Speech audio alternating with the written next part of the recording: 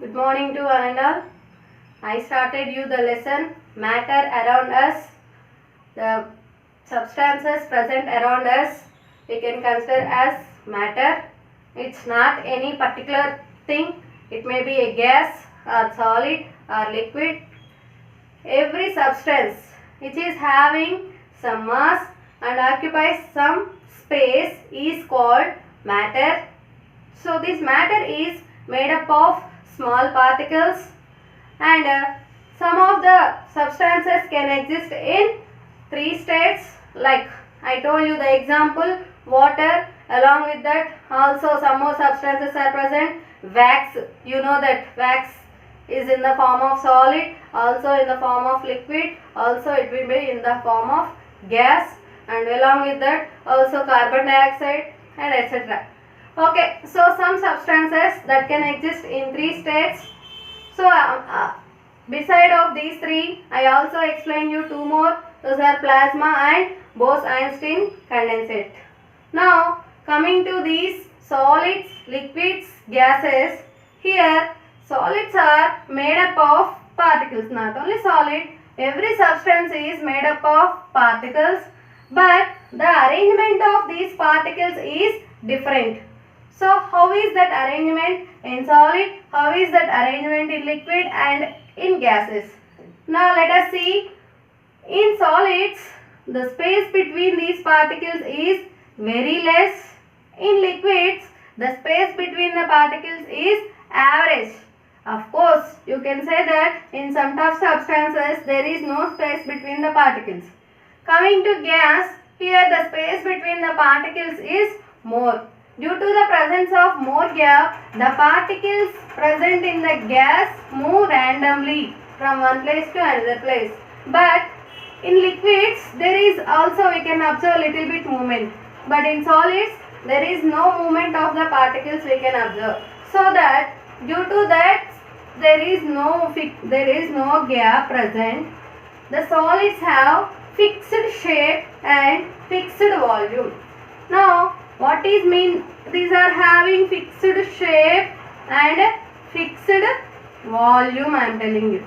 So you can observe that solid substance, that what I am writing is a marker. If I touch it, even whatever the force I applied, there is no change in its shape and volume. So if there is no change in its fixed shape, we can say that the body is a rigid body. Rigid body. We can say that the body is a rigid body. So solids have fixed shape and fixed volume. Whatever the force I applied, the volume of this, do you know what is volume? Nothing but size, right? Length into breadth into height.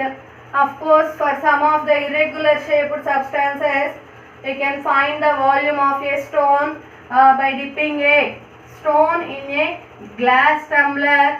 You got in your lower classes also. Suppose I want to find the stone volume, then how to find that? We have to insert that stone in a particular glass tumbler. Then the level of the tumbler, the level of this water in the tumbler will increase. That increased level is nothing but the volume of that stone. So like that we can find the volume of irregular shaped substance. Now the substances, some substances which have fixed shape and fixed volume are considered as a solid. See, for suppose by looking at this marker, you can say which substance is that. If I ask you, you can say it is a solid. How can you say scientifically? Means it doesn't have a fixed, it is having a fixed shape and fixed volume. It doesn't change its shape and volume. In any other words, you can say like this. Okay, so this is the matter about solids. Now coming to the liquids, here there is some gap present between the particles in liquids. So due to that gap present, what's happening? Suppose I took some quantity of liquid. It may be water, any milk, petrol, like that. Now I took that same quantity of 10 ml of liquid in a different shaped substances. One of the substance as like this, and another substance it may be as like a conical flask, and one more substance it may be as like a test tube. So we are having in our physics laboratory different instruments to measure these liquids. So wherever I pour the same quantity of 10 ml of water, then it will be in the shape of that particular container. Whatever, observe that shape, what happened to that liquid? The liquid is always 10 ml. It may be a water or milk or any petrol, etc. So it will take the shape of this container where we are pouring. That shape the container will, that liquid will takes. Here this shape, this circular in shape. Here this cylindrical test tube in shape. So like that. Liquids doesn't have a fixed shape. They will take the shape of container. Now if I pour liquid on the ground, what will happen? It will flow. There is no fixed shape. We can't say exactly this is the shape. But whatever that I am pouring, the volume is remains everywhere 10 ml. Just I consider 10 ml as a number. Any number we can consider. So whatever the volume is fixed, but the shape is changing according to the container shape. So liquids have the capability to flow from one place to another place. So that liquids we can consider as fluids. What is that word? Fluids. Fluids means what? The substance which can flow from one place to another place are considered as fluids. So if I pour water, then it can travel from one place to another place.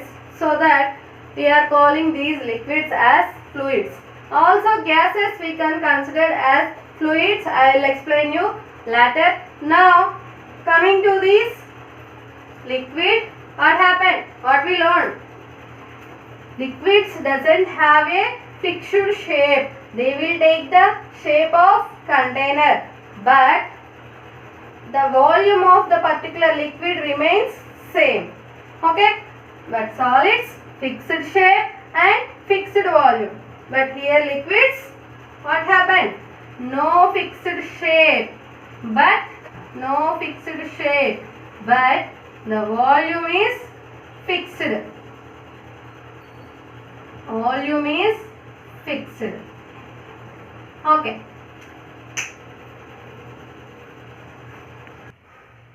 Now coming to gases. What about gases? Here the arrangement of particles in case of gases are the gap between these particles is more and more. So due to the presence of more gap between these particles, they will move continuously. So have you listened about the words C, N, G and L, P, G? CNG, compressed natural gas. LPG, liquefied petroleum gas. I am repeating once again. Compressed natural gas, liquefied petroleum gas. These are, where we will use this? Actually CNG used in vehicles. So to avoid little bit pollution, these gas vehicles are running nowadays. So this compressed natural gas is used in, mostly we can observe nowadays, green color autos. Those are running with this compressed natural gas as a fuel. So like that, even in cars also you can observe that there are some small cylinders present. In that there is a gas filled in that. So that gas is compressed natural gas. So what's happening concept there means that gas particles, large volume of gas particles are arranged by under large amount of force and pressure. That large volume of gases are arranged in small cylinders for our portable. So for our usage, for our comfortability, large volume of gases are compressed. Means we are pressing those all the particles tightly together. So compressed and high pressure. So this is the nothing but concept of compressibility. Of course, by using this compressibility, that large volume of gases are filling in the small cylinders. Now coming to this, due to the presence of more gap between these particles, they will move randomly, so that there is no particular shape. They won't stay in a particular place. They will continuously keep on moving. So there is no fixed volume and there is no fixed shape also. So gases are neither have fixed shape nor have fixed volume. Okay. So I am repeating with different sentences. Why? Because for your understanding I am using easy words. So try to catch the lesson, and along with this LPG, that the cylinders whatever we are using in our house is considered as LPG, liquefied petroleum gas. In that also large volume of gases are filling in the small cylinders. So have you observed that? Coming to the word compressibility, take a empty syringe, injection syringe, and try to press that piston. Backside there will be substance like to drag the medicine from an injection bottle, right? So try to compress that by closing the nozzle with your finger. So this is my injection syringe. Keep your finger as like that. Now try to compress it. What will happen if in that syringe there is a presence of solid? What will happen?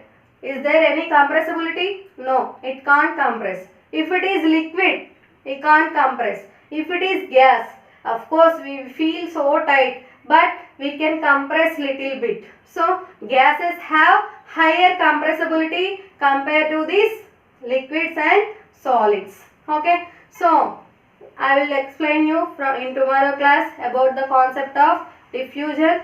So what we learned today, how are the space between the particles in case of solids, liquids and gas, and what about those shapes and volumes. Now solids have what happened? Solids have fixed shape and fixed volume. So due to that fixed shape, we are calling it as a rigid substance. Now coming to liquids, liquids doesn't have a fixed shape. They will take the shape of the container, but always they are having the volume fixed. If you take the 10 ml of water, even it may be water or oil or any milk, it will be in the same 10 ml, but the shape wherever we are pouring that liquid, they will take that shape of the particular container. And next, coming to gases, due to the space more and more gap present between the particles, the gas particles continuously move. Due to that movement, there is no particular shape and there is no particular volume. So that is the concept that what we learned. Thank you.